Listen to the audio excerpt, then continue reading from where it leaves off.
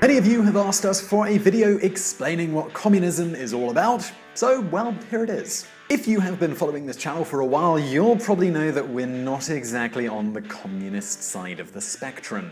But before having an opinion about something, it's important to be informed about it. Plus, at the end of this video, we're going to share some takeaways about Marx that just might surprise you. The internet is full of trolls who will either sing Marx's praises or hate on him without ever having read him.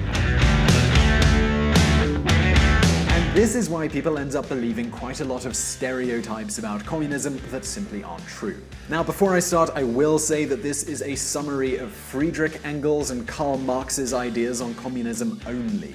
We've only got 10 minutes here, so it's going to be impossible to cover authors who came after or the politics of the Soviet Union. But with that out of the way, let's get started. The first thing you need to know that may surprise you is that Marx was a materialist thinker. That means that he thinks the main driver of social change is material goods. The foundation of Marxism is to determine which goods have more value than other goods. But do be warned here that we are talking about value, not about price. Price can be influenced by other things such as taxes or monopolies. The theory of value. For Marx, the value of a good is measured by the work needed to manufacture it. So, for an example, how much is a chair worth? It would be the sum of the carpenter's working hours who put the chair together, as well as the sum of the working hours of the lumberjack who cut down the tree, as well as the sum of the working hours of the blacksmith who made the nails that went into the chair. And this goes on and on and on. In summary, it's all the work of all the people who went into making the chair. Don't forget this because it's very important in understanding the idea of capitalist exploitation, and no, this has nothing to do with working hours or workers' conditions. Under Marx, the wealth here is the sum of all these people's work, right? But these people, they only get a share of the wealth that they create. The rest is profit for the factory's owner. This means that if these people are working 8 hours a day, they're only getting a fraction of that, maybe the first 3 or 4 hours work. The other part, the part that the businessman receives, is called surplus value. The surplus value is, therefore, the exact expression of the exploitation degree of the working force by the capital or the worker by the capitalist. So, something you might be wondering, how is it possible for the business owner to exploit the workers so easily? Why aren't the workers getting the whole value that they're generating? The answer is because they don't have the tools required to take the raw materials and turn them into a finished product, a factory, a workshop, whatever. This is what in economic jargon is called the means of production, or capital means. In fact, this is why the person who owns these things is often called a capitalist. Now, despite what some people think, Marx has no problem if you want to own a fancy car or a really expensive mobile phone. He just has a problem if you want to own the means of production. This means having a company. But why is this a problem? Well, let's take a look. The contradictions of capitalism. Now, Marx divides society into two classes. On the one hand, you have the capitalists, the bourgeoisie, and on the other hand, you have the workers, the proletariat. The bourgeoisie own the production process, and they exploit the workers. The workers are the ones who are doing the work and making the value, but they only get the breadcrumbs from the bourgeoisie. Therefore, we have a confrontation, or what you might have heard of, a class struggle. And this is what Marx defines as the original sin of a market economy. And as you can clearly see, it has nothing to do with poverty or inequality. In fact, in Nordic countries where the difference between the wealthy and the poor is not so great, there is still capitalist exploitation as long as the means of production is in private hands. This is why Marx doesn't just focus his criticisms on capitalists, but also on social democrats.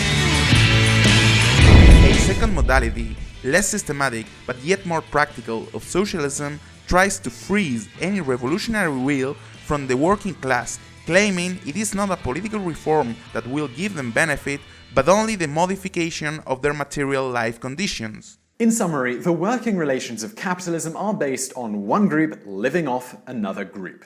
This is what Marx calls the infrastructure of capitalism. Nevertheless, in order to make this work, the bourgeoisie needs some sort of secret weapon to keep their supremacy. That's why they create a government, they create laws, they create even religion.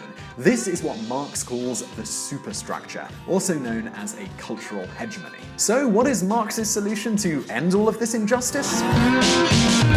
The workers' revolution. Further, Marx believes that capitalism is unsustainable. Communists claim that their goals can be only achieved by the violent overthrow of every existing social order. In fact, he even predicts that the first countries to fall will be the biggest industrial nations. Specifically, he predicts the fall of the United Kingdom, which was the leading industrial nation of his time. Bourgeoisie is forging their own destruction and their own undertaker, the proletariat. But here is the most ironic part of the story. If you look at all the facts, the countries that have had Marxist revolutions are those that never had an industrial revolution and never had a bourgeoisie. These are countries like Russia or China, which never had a capitalist system, at least how Marx defined it. Those countries with advanced capitalism never even had a revolution. Maybe the only exceptions would be Hungary and Czechoslovakia, but these were cases where communism didn't come through a revolution, but by the USSR invading those countries. In fact, the key question that Marxist philosophers wondered during the 20th century is, where is the revolution that Marx promised us? This is a question that many people have tried to answer. Two philosophers that I would specifically recommend reading on this topic are Jürgen Habermas and Antonio Gramsci. They looked at human language as well as how humans perceive reality to see why we haven't had this revolution. Interestingly, this research has even been useful in possibly the least Marxist thing you can imagine, marketing. But that is definitely something we're not going to address in this video, but we'll save it for a future video. If you're interested in learning how Marx relates to marketing, do let us know in the comments below.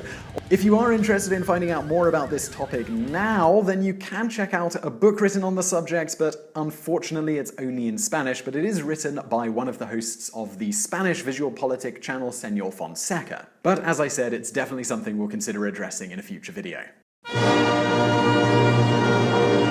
And now we have shared our opinion with you, but what do you think of Marx's theories? Do you think that they're still relevant in the world we live in today? Let us know in the comments below. We'd love to read them and hear your thoughts. And don't forget that we upload brand new videos every Monday and every Thursday, so don't forget to subscribe. Click the button on the screen or below me now. And if you like this video, do give us a thumbs up. It lets us know that we're doing a good job, and I'll see you next time.